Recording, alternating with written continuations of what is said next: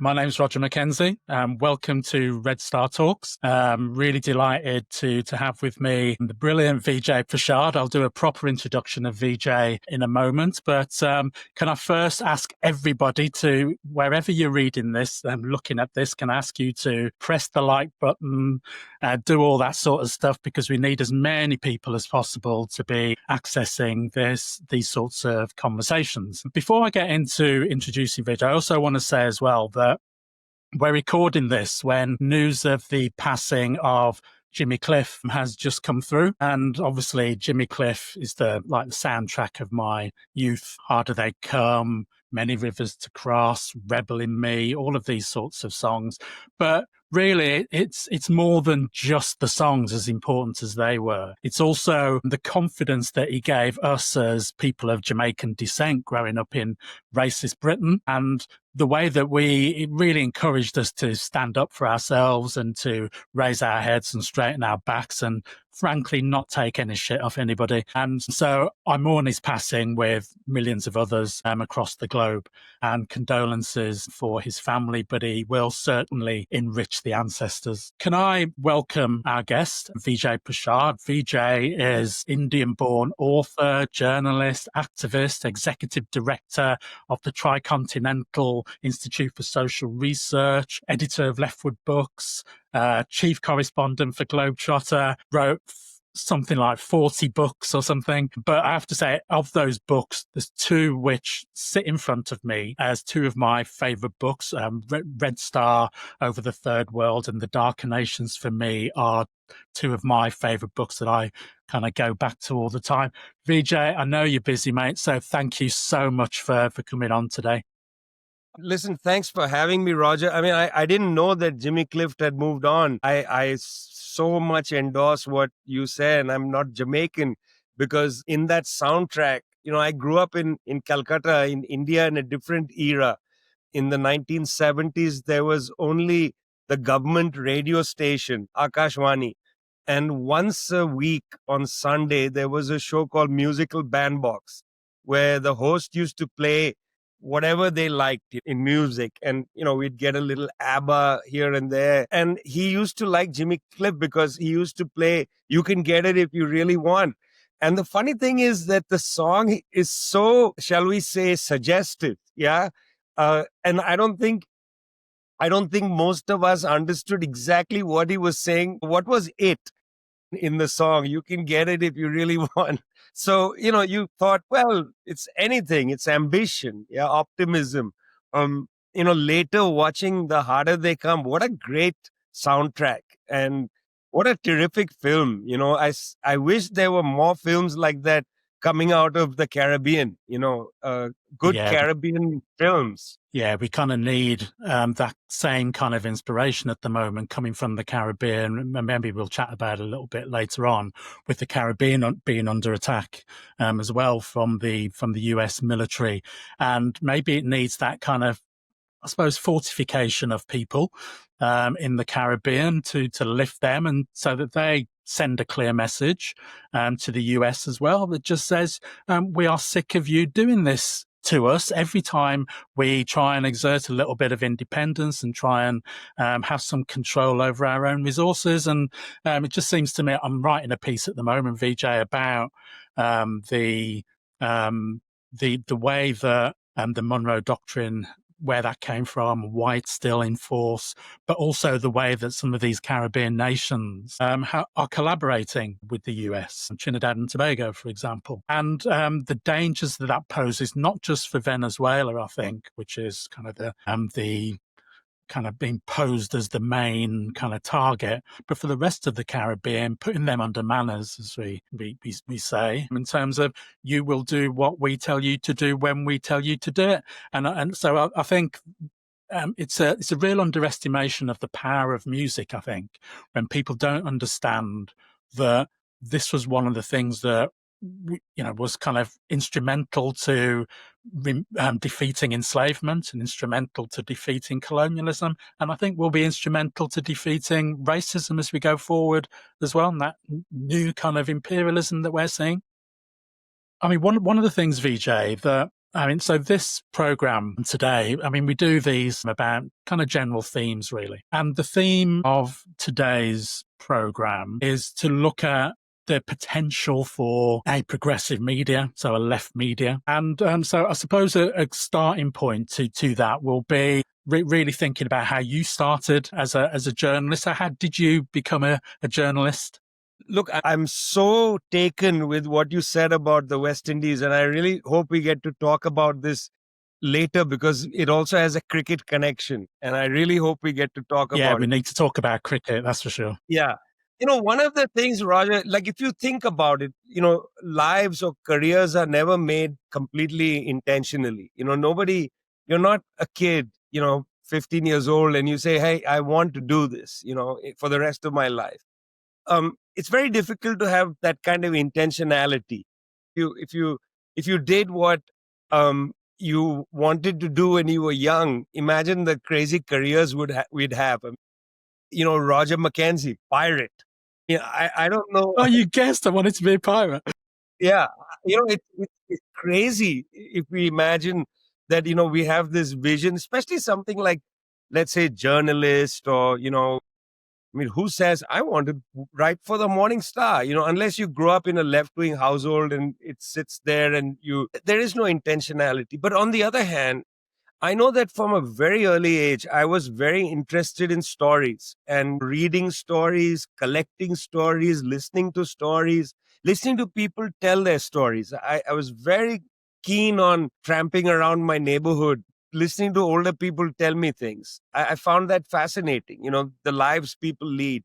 And I think that's, in a way, a great introduction to journalism. I always tell people in a journalism seminar or workshop that the journalist task is not just to write, it's to listen. And a lot of young people who are doing online things, I think, are not listening enough. There's a lot of like just putting out your opinion. And I felt from an early age that I really just want to listen to what people are saying and then, in a way, summarize it for other people. And that, to me, is the definition of journalism: listening and summarizing, listening and summarizing. And of course, developing your own opinions and so on, and making sure that the reader or the watcher can detect your opinion. But they should also learn something that's not yours. They should learn the opinions of other people that you are transmitting as a journalist. We are not just opinion sharers, our own opinion, but we convey the views of others, working class people, how the peasantry sees an issue and so on.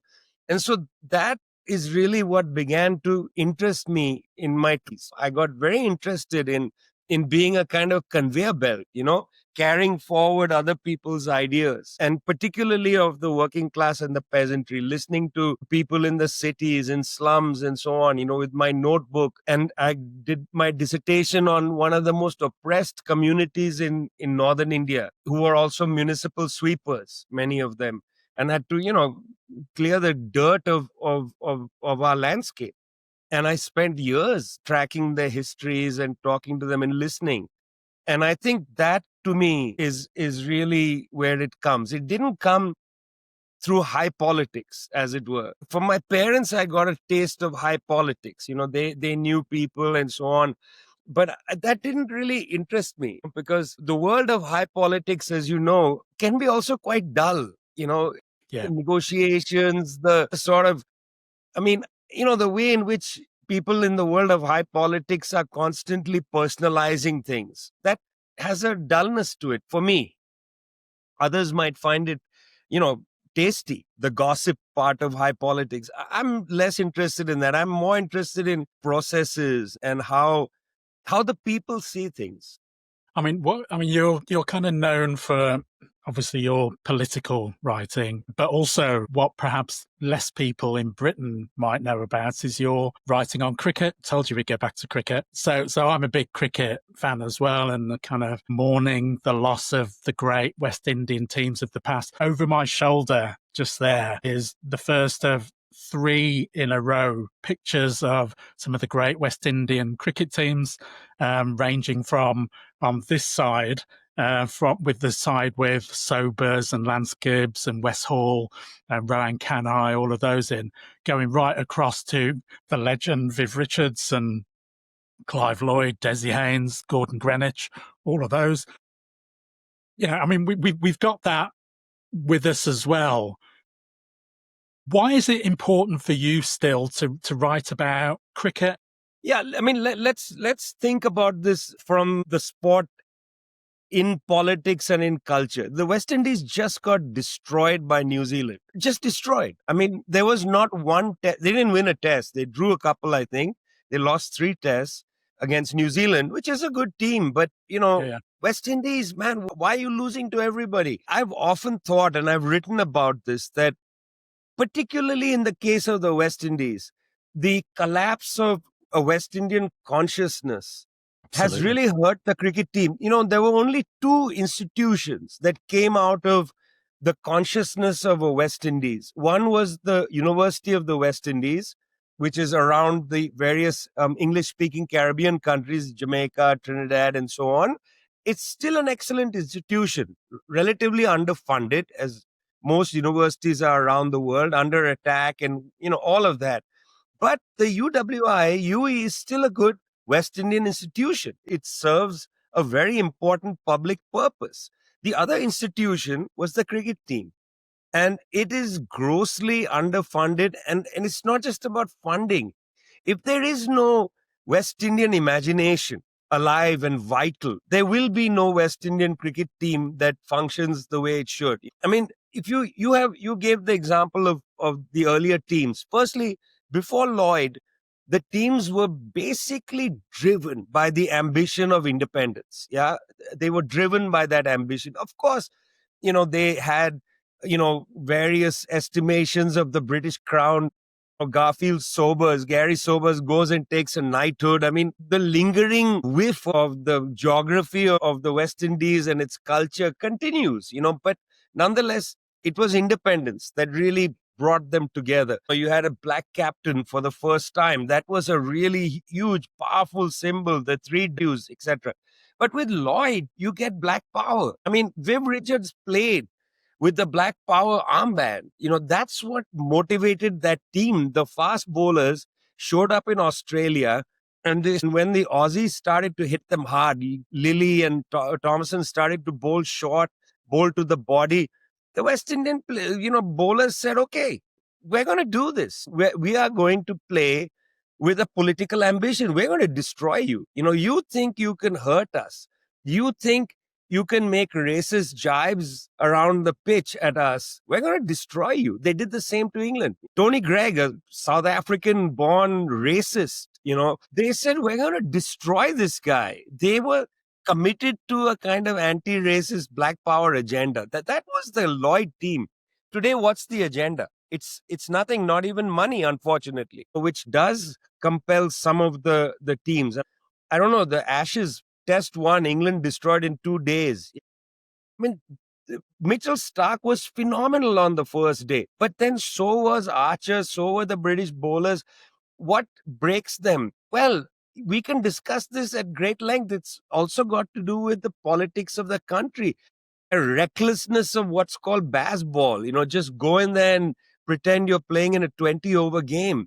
I mean, even Gus Atkinson could have actually, made a 50 in the second innings had he not, tried this ridiculous thing that Harry Brook does, which I think, to my mind, I feel it's so reckless for people in senior positions in a team. You got a fast bowler coming at you. You take 2 steps onto the leg side and try to smack the ball into the covers. That's okay for a T20. You don't play like that in a test match. You nudge the ball around. You get a couple of singles, a couple of, you get 2 runs here and there. You don't go for a boundary every ball. It's so reckless. It says a lot about England today, in my opinion, the kind of reckless disregard for building things. You have to build an innings, you don't just go in and smash things around. What is that? A reflection of Rishi Sunak to Liz Truss to Keir Starmer. Look at Liz Truss's budget. Why am I interested in cricket? Cricket is a metaphor for society. It's not just about the sports. It tells you a lot about what's happening in a culture. And so I'm fascinated both with the sport as it is, like the way people play, the absolute intensity of their play. You get this amazing um privileged background guy, who goes in. Travis Head goes in on the second day. It's after tea. The bowling from Britain, the British English players, is pretty good. It's not bad bowling. This guy, first he says, I'm going to protect the debutant on the other side. Okay. So he tries to keep the strike. If you watch the whole match, it was really interesting. And then he just says, okay, I'm going to punish every ball. It's not baseball. It's not a brand. He plays a kind of, if I may say so, a kind of proletarian cricket, complete, breaking of the rules. It's a way the Australians, when they get down to it, can play. They just think, okay, this is Perth. The ball is going to pitch. It's going to come at my face. I don't care. I'm going to stand my ground and I'm going to get on my tippy toes and I'm just going to, either cut the ball really hard if it's slightly veering outside the off stump, or I'm going to just turn it around into mid wicket somewhere and that's 4 runs. I mean, it tells you a lot about society and where a society is. So my thing with cricket has always been that it's the intersection between the sport itself, which I just think is super captivating to watch, and what it tells you about society. I mean, I have to say, just like with a lot of games, I've started enjoying watching at the highest level women's cricket, what's known as women's cricket, because sometimes I think it's more interesting. There's less of this baseball, there's less of, short pitch deliveries right to the face. There's much more artistry, and I enjoy that. Yeah.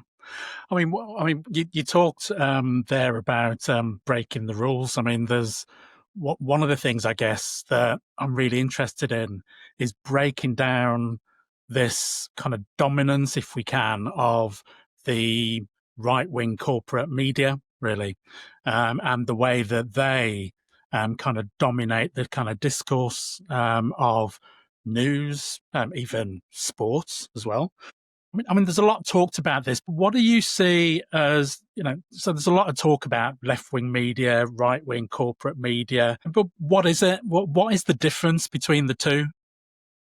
Well, in a way, let's approach this one step removed from right wing or left wing. I mean, there is money media, and money media is largely, you know, part of the collective West for historical reasons. I mean, they control the infrastructure. They control not only the airwaves in most countries, they own the best places on the internet or the best places on the television and so on.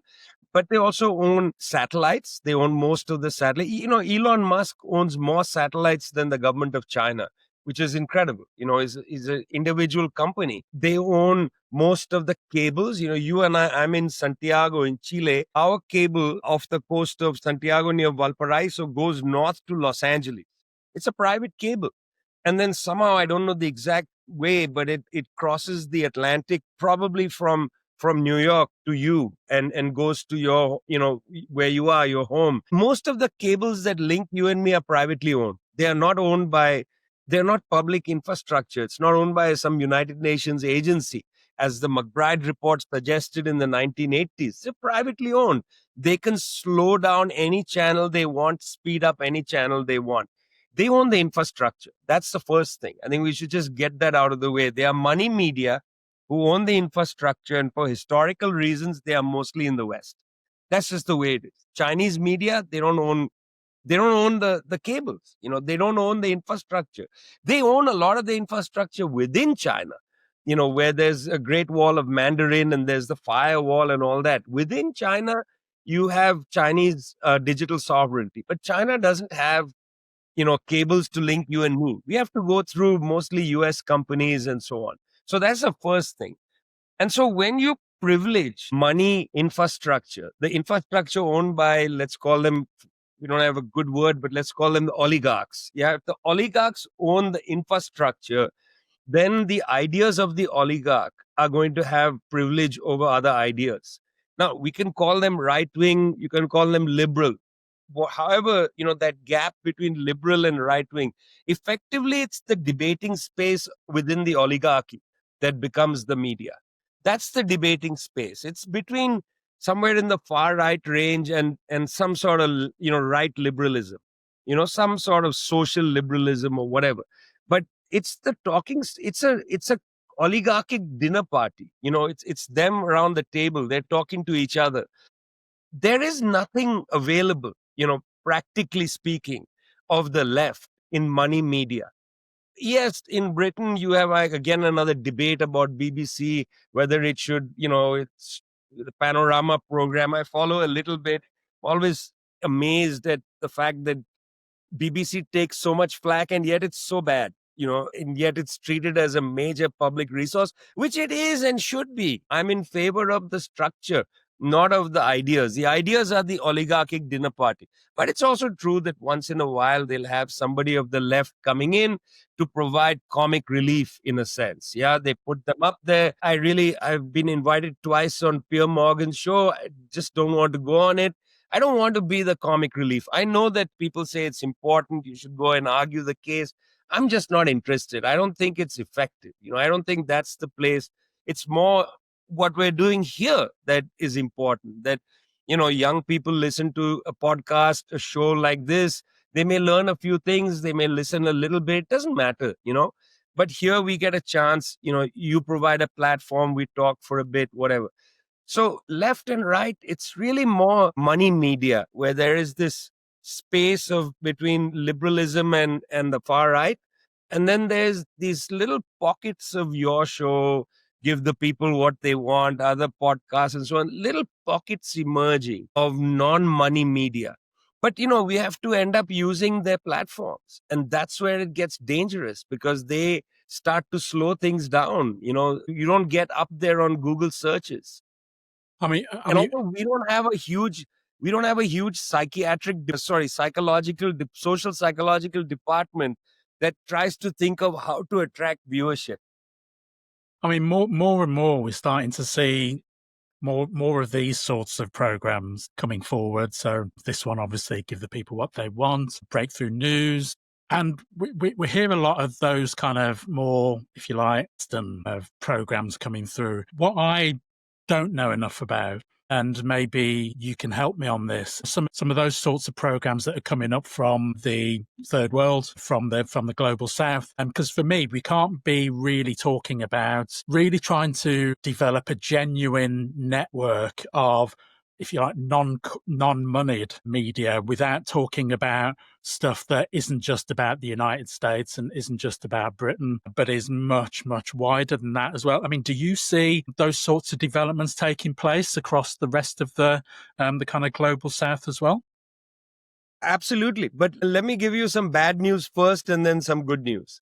In India, I was part of the formation of NewsClick in 2009. Yeah. Shut down effectively by the Indian government through a malicious attack on NewsClick, a small media outlet, but which was getting lots of views. They shut it down effectively. It still remains open, but it's not what it was. On the African continent, Ahmed Kabalo and others started Africa Stream. Initially, it was just a curatorial place to curate found videos and to have people comment on them. It was an Instagram account and so on. The US State Department went after Africa Stream, got it shut down, proscribed, in fact. Yeah.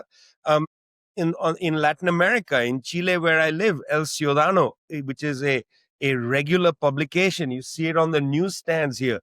US State Department went after it, said that it's Russian influenced, Russian backed, and so on. Haven't been able to shut it down, but it did weaken it, So there are many examples. I can give you plenty of examples where this kind of media from the left, unmoneyed media, is attacked by the big, powerful people, the Indian state, the Moroccan government, etc., etc. But there are some that continue. There are legacy newspapers, La Jornada, for instance, in Mexico, still very good. They do in internet, conversations as well. It's the center left newspaper of Mexico. It's a mainstream paper. In Brazil de Fato, created during the World Social Forums, now has a very good operation, is linked up with Telesur, which continues out of Venezuela, continues to have TV programs there, which are very good. They have made connections with media in China. The editor of Brazil de Fato toured China, talked to media there, said we want to do some sort of partnerships. In China, Wave Media, Shanghai Media Group, they produce high quality materials. Even CGTN sometimes has shows in English, obviously in Chinese, different languages, trying to do alternative kind of programs. I'm very impressed with many of them, Roger. I mean, they're all trying. In Lebanon, because of the attack on the Arab media, Al Akhbar, with a lot of young people, a lot of young women in the office when I visited it.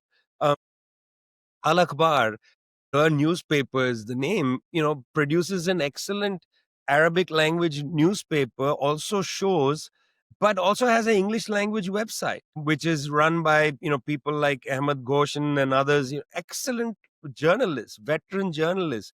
But again, lots of young people in the mix there. I was just interviewed by Lina Balbeki for the Arabic language newspaper about India and Israel. There are lots of places. The problem is, every time we try to build a network or something, we get smashed, because then they say, oh, you are influenced by XYZ.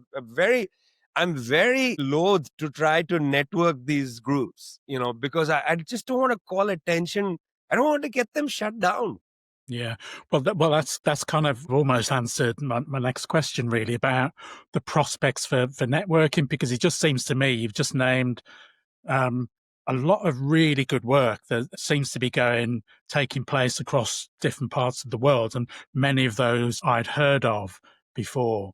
But it just seems to me how we can get people and organizations to be working together, even if it's not any kind of formal network, but just people working together, organizations working together, seems to me to be pretty important. I know that that's something that you've been involved in. I mean, I saw the work that you've done in linking up with some networks in China recently as well. I mean, can you say a little bit about some of that, at least bringing people together? I mean, we spoke before we came on, before we started recording, we started to talk about some of the possibilities of linking Manifesto Press, who are a co-sponsor of this podcast, with some of the work that you're doing. I'm really interested in that, because I just think that good, great, valuable work taking place kind of separately, but if we can come together even informally, then it just seems to me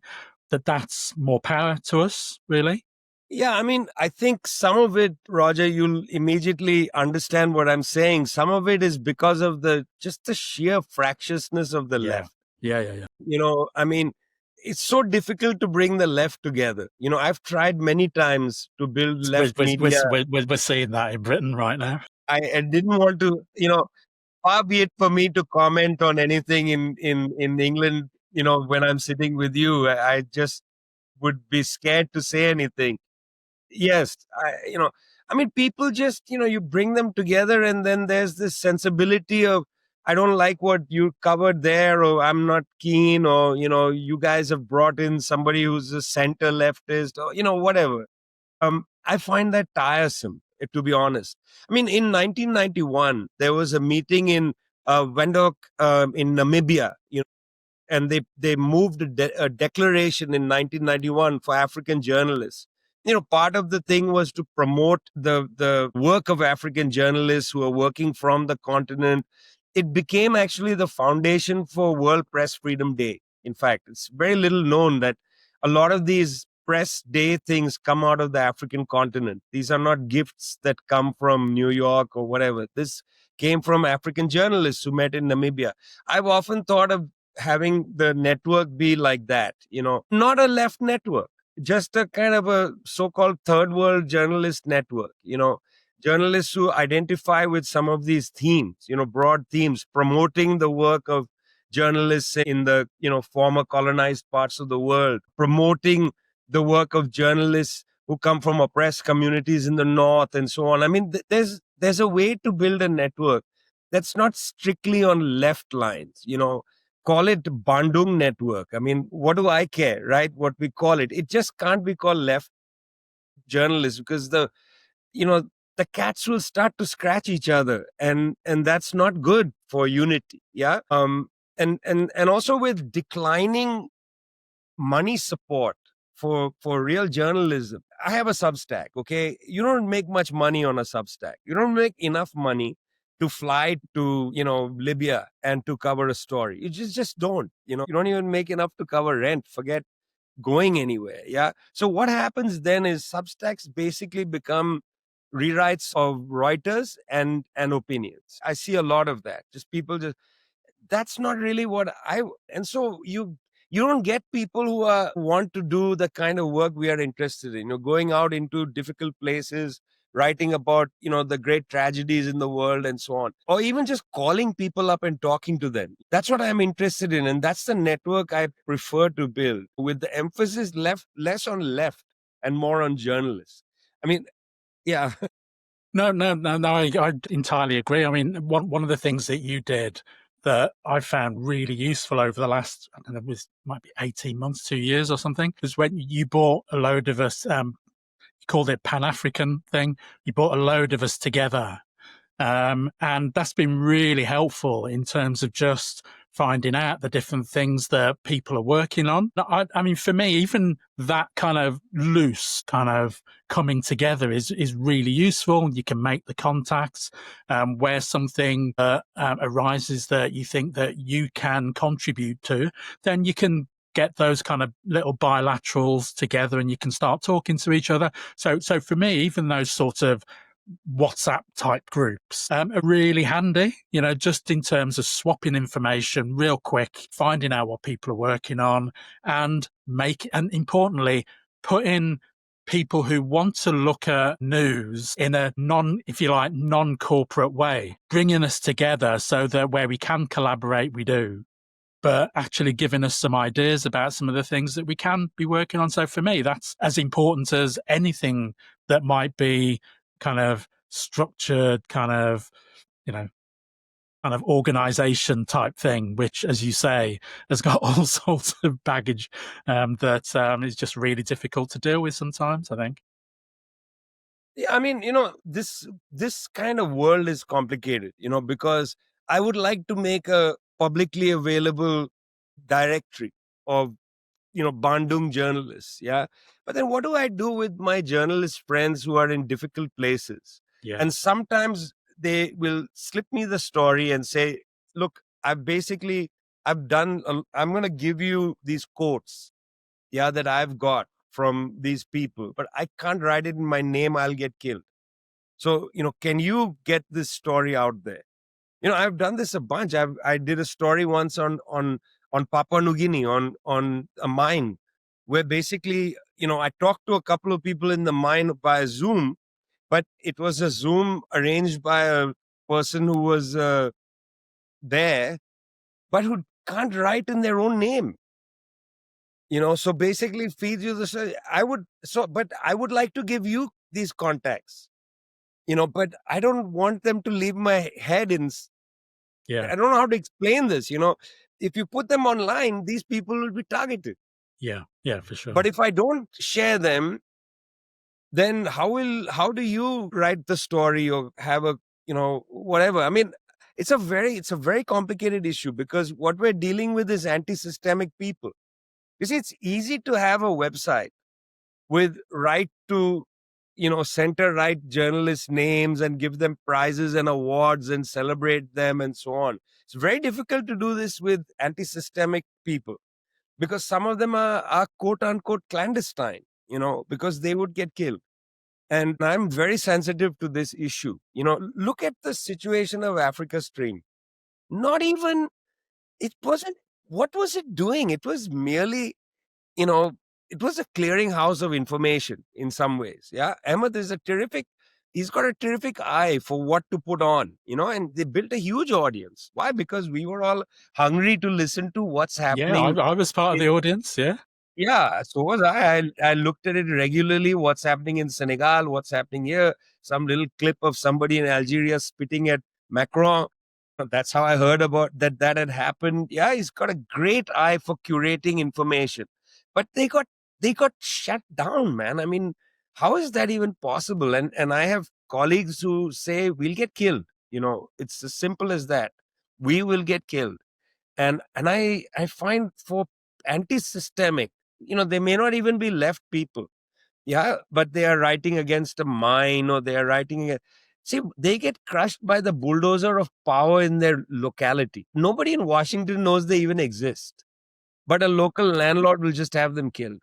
They'll get run off the road and so on. It's very dangerous. Yeah, I absolutely agree. I mean, one of the things that I'm kind of always looking for are the kind of small lights of possibilities that might exist, either in terms of the kind of politics that we're involved in, but in this particular context around the media and being able to do something that is kind of talking about those stories of the working class fighting back and peasant communities standing up and fighting back. I mean, do you see? I mean, maybe you've said some of this already, but I mean, do you see some of those chinks of light around the place? No, look, one of the great contributions of Karl Marx to the human imagination was that he said, look, this machine called capitalism is horrible, but it generates contradictions. And workers will always spontaneously fight to protect their dignity against the contradictions. They will do it better if they are in trade unions.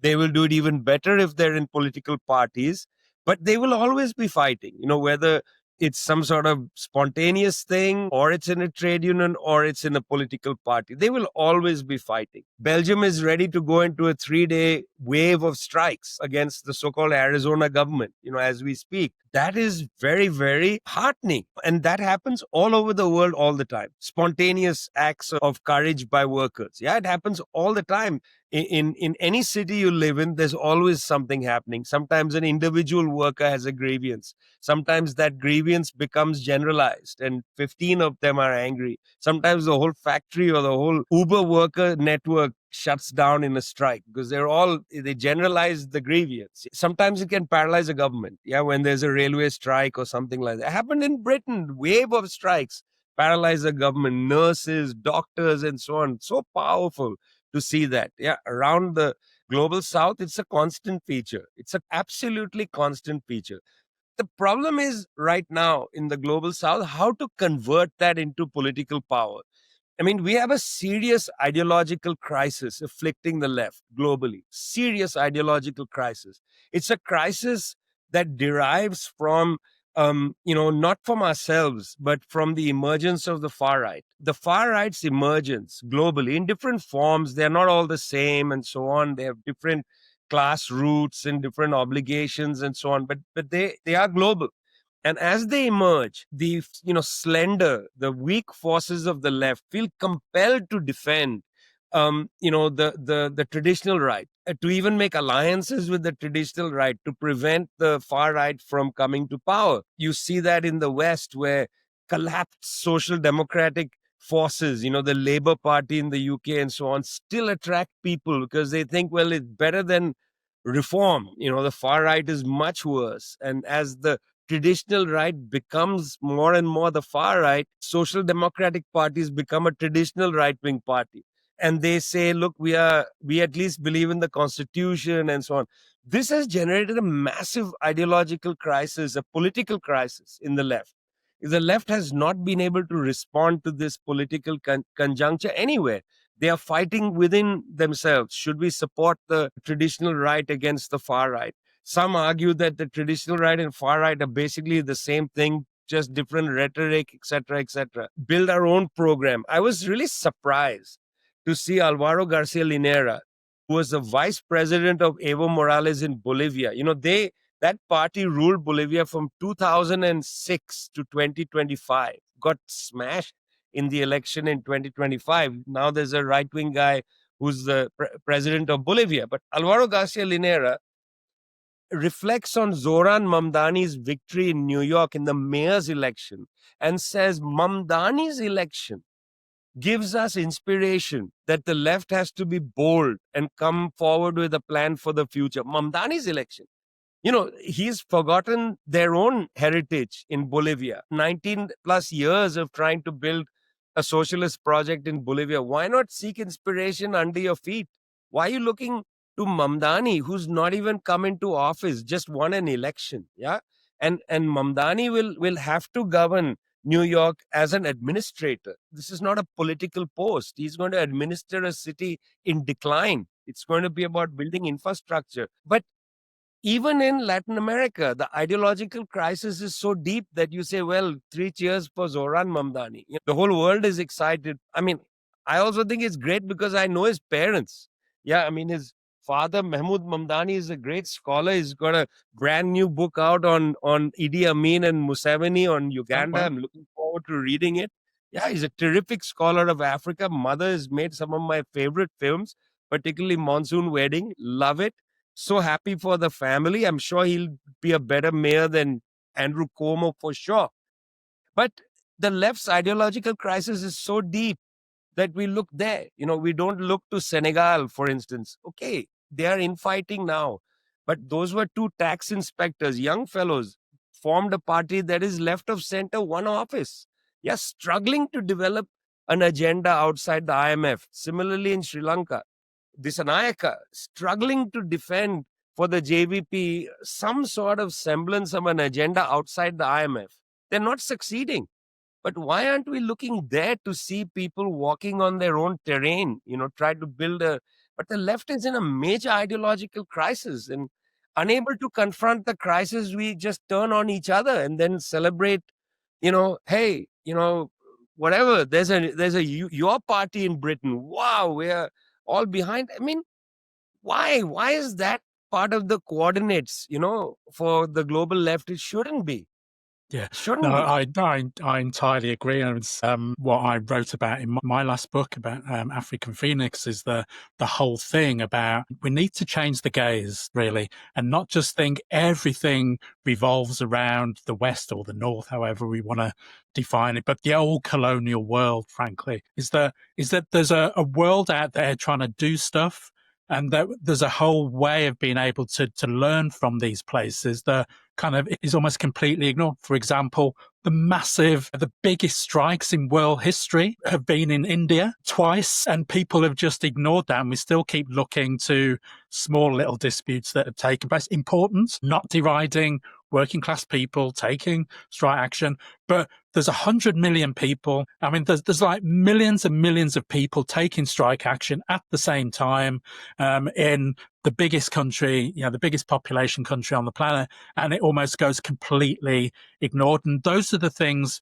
why I think it's important. The sort of work that we do, the sort of things that we write about, shines the spotlight on those things, because I just, certainly the moneyed media isn't going to be looking at those things. But it seems to me that even those parts of the media that label themselves as liberal almost completely ignore these struggles, really, for real fundamental change that are taking place across parts of the globe that they're really, they're not interested in, or that they are deliberately ignoring because they see the potential that comes from real radical change in those places. I mean, we've kind of reached our time for the podcast, but I wanted to ask you, Vijay. So, what are you kind of working on now, and how can the rest of us kind of support your work? Well, I have a little book coming out with my colleague and friend Grieve Chelwa from Inkani Books called How the International Monetary Fund Suffocates Africa. Obviously, it's a play on Walter Rodney's book. The title is a play, but it's a pretty detailed study of why the space for a government, even a progressive government on the African continent, is simply not available. It's a shocking indictment of the IMF. And Grieve is a superb Zambian economist. We've been working together on various projects. This book is something I'm very proud of. We've worked hard on it. But what do? We are building the Transcontinental.org. Go there. I beg people to support us. It's a funny thing. We got some money as a startup, but it was 10 years ago. It's almost gone. but we keep getting tagged as, billionaire funded and so on. And it makes people feel, well, we don't have to raise money for them. It's very hard to raise money in that climate. But I always urge people, listen, support us, man. Subscribe to Morning Stars. Take out a subscription in a way, quote unquote, to the Tricontinental. Subscribe to things, don't expect us to just work for free forever. Absolutely. It's not like you're becoming a millionaire or I'm becoming a millionaire. We live pretty okay lives. We need to survive and people need to support. I would say Morning Star, again, it's an important paper. Which other paper is going to cover working class news in the United Kingdom with empathy and sympathy? Certainly not BBC. Paid for by the citizens, still doesn't cover the strikes with empathy and sympathy. And Morning Star does. And that's why people need to keep these things going. We can criticize money media as much as we want, but I also criticize our own people for not supporting the kind of media work we are trying desperately to do, and the intellectual work we are trying to do, buy Roger's books, man. I mean, that kind of thing, Roger. The thing is, we are always embarrassed to say it about ourselves. Yeah. But, what can I say? Yeah. No, we should. I mean, I agree. I mean, for me, it's a really big deal for me to be able to write books. It's not something that was ever on the cards for me growing up, and not something that people said I could ever get to do. And neither could they say that I'd be able to find and read the sort of books that you read, that you write as well, Vijay. See, right behind me. Absolutely. I don't have the Phoenix, but I have Uhuru. I will send Phoenix to you right for sure. Behind me, the fight for Africa's freedom. I mean, absolutely. What the hell, man? I mean, where do these stories get told? Yeah, that's important. And this is my shelf of Nyerere. There's Susan Williams' amazing book, and then all the South Africa books. It's up there. I keep Nkrumah's books near me, and Nyerere as well, who I think is extremely interesting and underappreciated guy. Anyway, we just republished Isa Shivji's book. I wish I could I'll show you the cover. We just republished Isa's book, Class Struggle in Africa, 50-year edition of this book, in Kani. 50 years ago, this book was published, Class Struggles in Tanzania. It's so important because Isa was the first Marxist to say that it's not true that in Africa there are no classes. Because the idea of African socialism being promoted by the first generation of leaders was that, well, colonialism is over. We're going to go back to African communal ways of life. So we don't need class struggle. Well, Isa said, just a minute. You can't have capitalism without classes. And this is an evisceration. Yeah, very close Marxist reading of how there are classes in Africa. And we decided we're going to republish it. I wrote a little note in the beginning to explain the importance of this book. Incredible, 50 years, yeah. But it's interesting. This gives inspiration to people as well that this, this is not new stuff, that people were writing about this stuff years ago and then it gets almost lost. And I think part of the work that you do, Vijay, with the publishers that you work with is so important because it does kind of give life back to those important publications to help us to deal with the issues that we face today, which are so similar to what was faced all those years ago. So for me, it's vital work. And the more we can be promoting this work and promoting these platforms to people, then the more that I think that we've got a chance of being able to make progress. But like you, we also must be critical, I think, of people who don't do enough, I think, to support these wide number of platforms that are around, and I think we have to be self-critical about that, I think, as well. But I think that there is work going on. I think you're a vital part of that work. Proud to be able to chat with you on this podcast and to continue to work with you.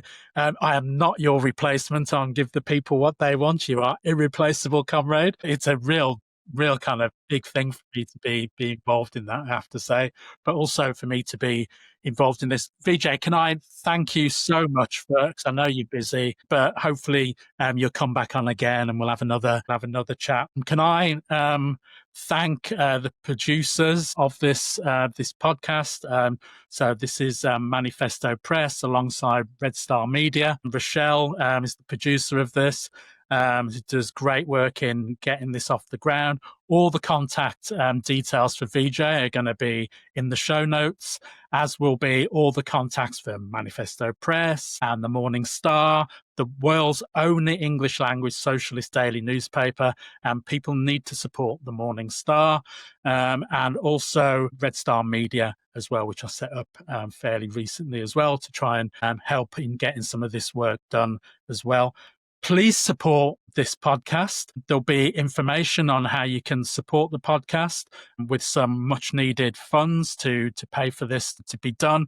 But the key thing is that this podcast isn't just about listening to a really nice conversation between me and Vijay or whichever guest I managed to get on. This is about doing something.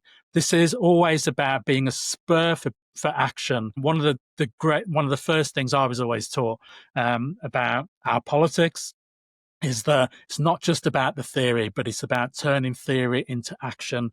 And if we don't do that, then we're missing something. So that's what this podcast is about. Please continue to support it. Press that like button, press, subscribe to the podcast and all of that. But most of all, let's go and make a difference. All power to the people. Thank you so much for listening.